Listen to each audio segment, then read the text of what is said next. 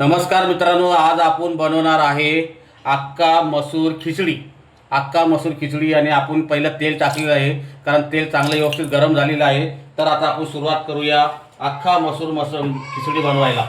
अक्का मसूर खिचडी बनवायला आणि पहिले टाकूया आपण कढीपत्ता. कढीपत्ता टाकल्यावरती आपण टाकूया लसूण. लसूणला चांगली भाजून घेऊया. अक्का मसूर खिचडी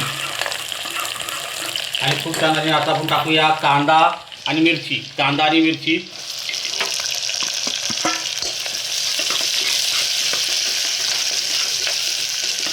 आणि आता आपण टाकूया टमाटे. टमाटे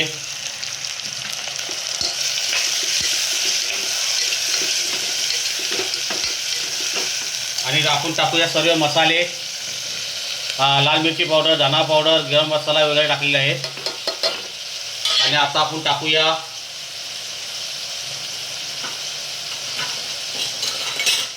मसूर मसाला. भोसल्यांचा मसूर मसाला, भोसले अख्खा मसूर मसाला भोसल्यांचा 1 चमची टाकूया आपण, जास्त नाही टाकायचं.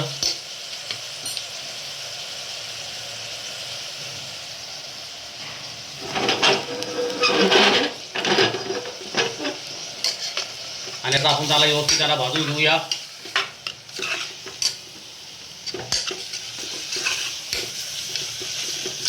बघा कसा कलर आलेला आहे. तेल आपण कमी वापरलेलं आहे. तेल कमी वापरलेलं आहे. आणि आता आपण टाकूया मसूर. मसूर घेतलेली 1 वाटी. मसूर 1 वाटी घेतलेला आहे. आणि मसूर आपण 15-20 मिनिटं भिजत ठेवले होते. आणि त्यानंतर आपण टाकलेले आहेत. मसाले वगैरे सर्व काढलेले आहेत. आणि खूप छान लागते अक्का मसूर खिचडी. अक्का मसूर खिचडी खूप छान लागते. आणि आता आपण घेतलेले आहेत कोलम तांदूळ घेतलेले आहेत.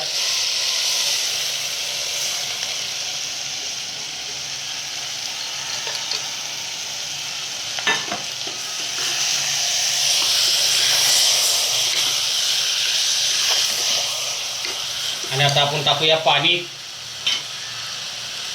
आवडीनुसार पाणी टाका. आपल्याला खुसखुशीत खिचडी करायची आहे.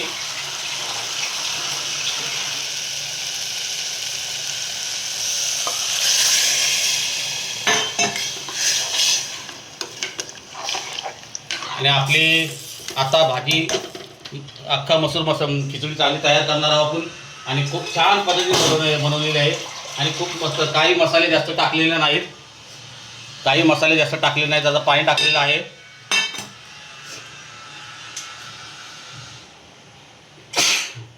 आणि आता आपण टाकूया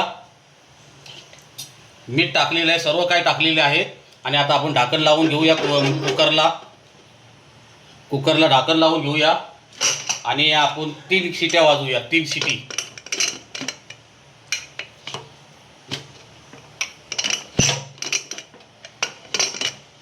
नमस्कार मित्रांनो, आता आपल्या 3 शिट्या वाजलेल्या आहेत. आणि आपली मसूर खिचडी तयार झाली आहे. आणि आता आपण खोलूया. बघा मस्तपैकी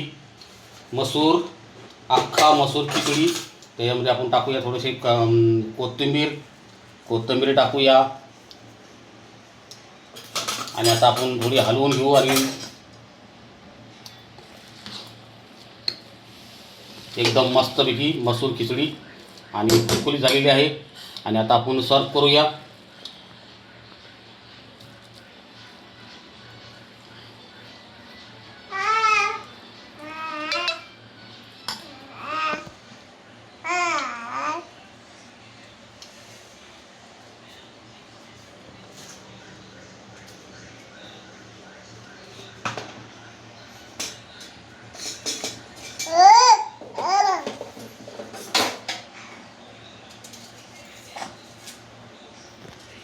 आणि आपण कांदा घेऊया.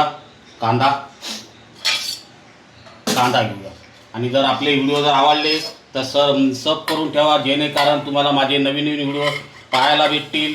चव माझ्या महाराष्ट्राची. आणि असेच मी नवीन व्हिडिओ आणत राहील. आणि व्हिडिओ जर आवडला तर सब करून ठेवा, जेणेकरून माझे तुम्हाला नवीन व्हिडिओ पाहायला भेटतील. आणि अशी अख्खा मसूर खिचडी तुम्ही बनवून पहा. खूप छान लागते. चव माझ्या महाराष्ट्राची.